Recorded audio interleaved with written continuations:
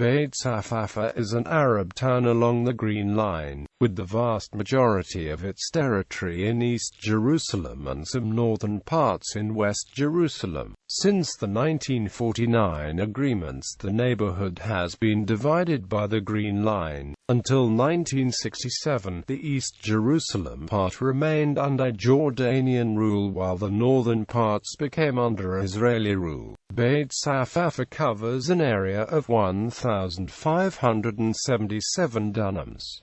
After the Six-Day War, the two sides were reunited. In 2010, Beit Safafa had a population of 5,463. History. During the Crusader era, the village was known as Beit Safafa. Beit Safafa. Baldwin I granted the village as a fief to the Knights Hospitallers sometime before September 1110. A tower in the village is dated to the Crusader period. Ottoman era. The village was incorporated into the Ottoman Empire in 1517 with all of Palestine, and in 1596 it appeared in the tax registers as being in the Nahiyah of Quds of the Liwa of Quds. It had a population of 41 Muslim households and paid taxes on wheat, barley, olives, grapes, fruit trees, and goats or beehives. French explorer Victor Guérin visited the village in 1863 and described it as a village with some 30 houses, some solidly built and very old. In the 1883, the Palestine Exploration Fund's survey of Western Palestine, the village was described as a small village in flat open ground, with a well to the north.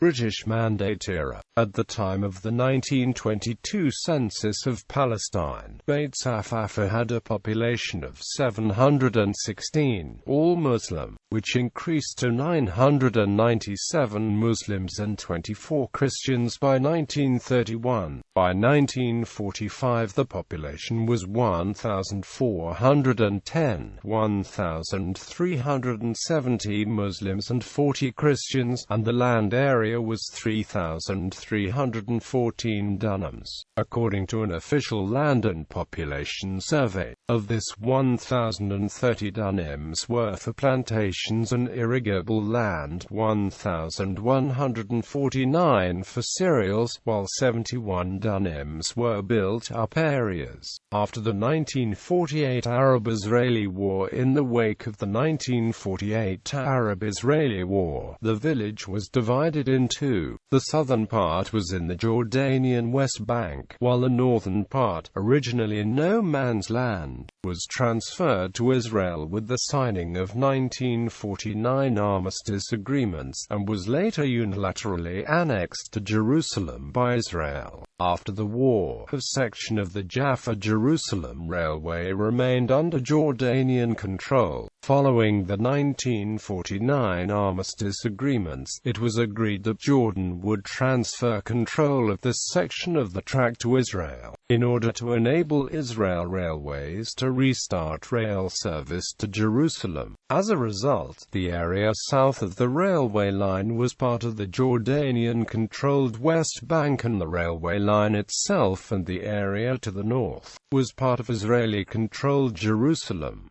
Service on the line resumed on August 7, 1949. During the period when the neighborhood was divided, a 2-foot-high barbed wire fence was erected down the middle of the main street with Arab legionnaires and Israeli soldiers guarding on each side. After the Six-Day War in 1967, after Israelis' victory in the Six-Day War, the fence was taken down and the neighborhood was reunited. Residents of the Israeli side had Israeli citizenship, while those on the south side were given, like East Jerusalem residents, Jerusalem ID cards and residency, while retaining Jordanian citizenship. Also following the 1967 war, Palestinian Christians with Israeli citizenship from Nazareth, Jaffa and Jerusalem moved to Beit Safafa, expanding the small community, and several Jewish families moved in as well. Education. Beit Safafa has 3 schools: Beit Safafa Elementary School, Beit Safafa High School and Al-Salam School, a school for special needs children. Beit Safafa schools follow both the Israeli Bagra curriculum and the Palestinian Torjihi curriculum. In 1997, the Hand-in-Hand School for Bilingual Education was founded in Beit Safafa. The school, supported by the Israeli Ministry of Education and the Jerusalem municipality, offers a bilingual curriculum in Hebrew and Arabic, with joint classes for Jews and Arabs. In 2012, 530 Arab-owned Jewish children were enrolled in the school. In 2012, Beit, an organization founded by Errol Margalit of Jerusalem Venture Partners to aid children from underprivileged neighborhoods, opened an educational enrichment center in Beit Safafa. Urban development plans. In 2012, an urban development plan approved by the Jerusalem municipality announced a project to build 4 new roads in Beit Safafa. In early 2013, the Jerusalem municipality began construction of an 8-lane highway that would bisect Beit Safafa. Israeli author David Grossman wrote that the plan was adopted without public scrutiny and would harm the character of the neighborhood. The residents claimed that the plan was illegal and construction commenced without warning. After petitioning the local courts and the Israeli Supreme Court, the residents succeeded in halting the project.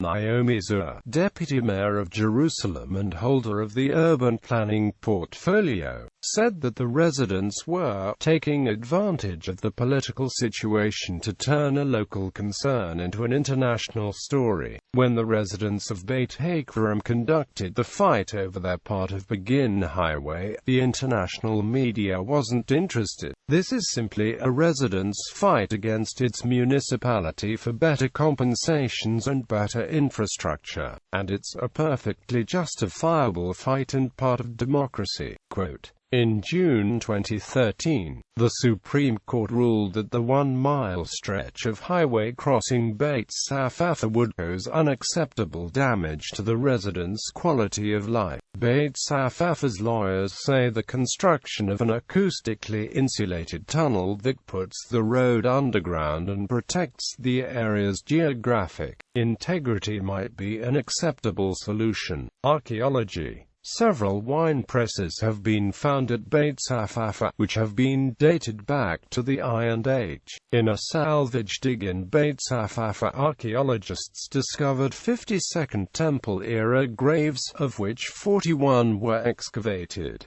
Notable residents. Syed Kashua. Bibliography.